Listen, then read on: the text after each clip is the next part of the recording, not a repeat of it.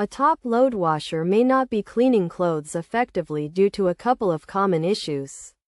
One reason is a clogged detergent line, which can occur when cleaning powder builds up in the line, restricting the amount of detergent that reaches the drum and clothes. Additionally, dirt and grime can accumulate in the line, transferring to the clothes and causing poor cleaning results. To resolve this issue, it is essential to clean the detergent line and remove any blockages.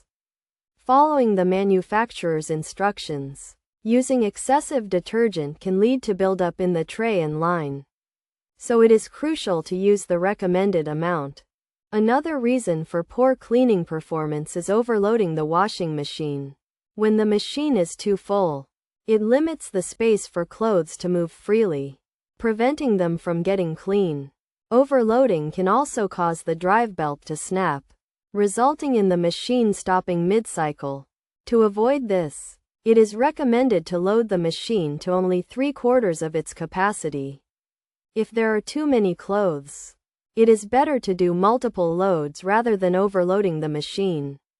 By addressing these common issues, you can help ensure your top-load washer cleans your clothes effectively.